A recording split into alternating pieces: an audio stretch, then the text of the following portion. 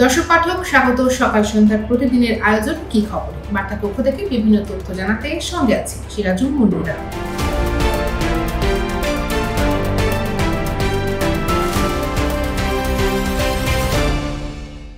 রাত পোহালে ঈদ, যদিও সৌদি আরব সহ মধ্যপ্রাচ্যের বিভিন্ন দেশের সঙ্গে মিল রেখে দেশের অনেক স্থানে আজ ঈদ উল আজহা পালন করেছেন সাধারণ মানুষ। ঈদ উপলক্ষে দেশের মানুষকে শুভেচ্ছা জানিয়েছেন প্রধানমন্ত্রী শেখ হাসিনা। তিনি ঈদ উল আজহার ত্যাগের চেতনায় উদ্বুদ্ধ হয়ে দেশ ও জনগণের কল্যাণে আত্মনিয়োগ করার জন্য সকলের প্রতি আহ্বান জানিয়েছেন। এক চিঠিতে প্রধানমন্ত্রী শেখ হাসিনাকে ঈদ শুভেচ্ছা জানিয়েছেন ভারতের প্রধানমন্ত্রী নরেন্দ্র মোদী। তিনি সেখানে শেখ হাসিনার অব্যাহত সুস্বাস্থ্য ও মঙ্গল কামনা করেন। ঈদ উল আজহা উদযাপনে কোনো ধরনের নিরাপত্তার শঙ্কা নেই বলে জানিয়েছেন ডিএমপি কমিশনার হাবিবুর রহমান। রবিবার ঢাকায় জাতীয় ঈদগাহ ময়দান পরিদর্শন শেষে সাংবাদিকদের তিনি বলেন, কোনো ধরনের হুমকি বা জঙ্গি তৎপরতার আগাম খবর তাদের কাছে নেই। হুমকি না থাকলেও সব বিষয় বিবেচনায় রেখেই নিরাপত্তা পরিকল্পনা তৈরি করা হয়েছে। প্রায় একই ধরনের কথা জানিয়েছেন র্যাব মহাপরিচালক মোহাম্মদ হারুন রশিদ। 2016 সালে শোলাকিয়ার ঈদগাহে হামলার প্রসঙ্গ ওঠায় তিনি বলেছেন, জলে, স্থলে, আকাশে এখন র্যাবের সক্ষমতা আছে।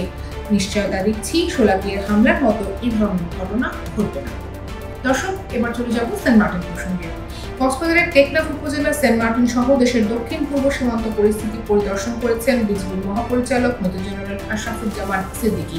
শনিবার তিনি এসব এলাকা ঘুরে দেখেন এবং দায়িত্বরত বিজিবি সদস্যদের সঙ্গে কথা বলেন। এ সময় সীমান্তে সৃষ্ট যে কোনো পরিস্থিতির মোকাবেলায় বাহিনীর সদস্যদের সবসময় প্রস্তুত থাকার নির্দেশ দিয়েছেন তিনি। অন্যদিকে মিয়ানমার সীমান্ত সরকারের কঠোর নজরদারিতে রয়েছে বলে জানিয়েছেন সড়ক পরিবহন ও সেতু মন্ত্রী ওবায়দুল কাদের।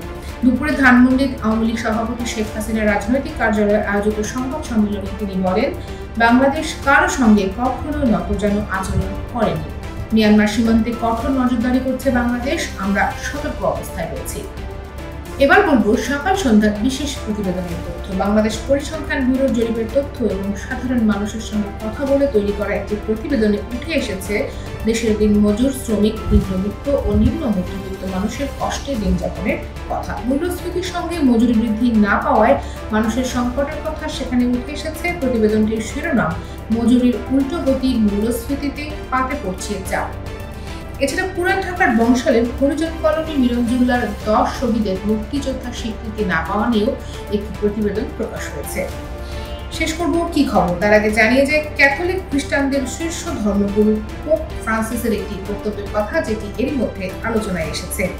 পোপ বলছেন, ঈশ্বরকে নিয়েও রসিকতা করা যাবে আর তাতে ধর্মের কোনো অবমাননা হবে না। তিনি বলেন, তবে খেয়াল রাখতে হবে বিশ্বাসীরা যেন আঘাত না পান, বিশেষ করে দরিদ্ররা। শুক্রবার ইতালির ভ্যাটিকান সিটিতে বিশ্বের শতাধিক কৌতুক শিল্পী, অভিনয় শিল্পী ও লেখকদের উপস্থিতিতে এক অনুষ্ঠানে এই কথা বলেছেন ধর্মগুরু ফ্রান্সিস। এই ছিল আজকের কি খবর। এই খবরগুলো পড়তে এবং এছাড়া দেশ বিদেশের অন্যান্য খবর পড়তে চোখ রাখুন সকালসন্ধ্যা.com এই ঠিকানায়। এছাড়া সামাজিক যোগাযোগ মাধ্যম ফেসবুক, ইউটিউব এবং এক্স হ্যান্ডেলে আমরা প্রকাশ করছি বিভিন্ন ধরনের ডিজিটাল কন্টেন্ট। দেখুন সেগুলো, থাকুন আমাদের সঙ্গে।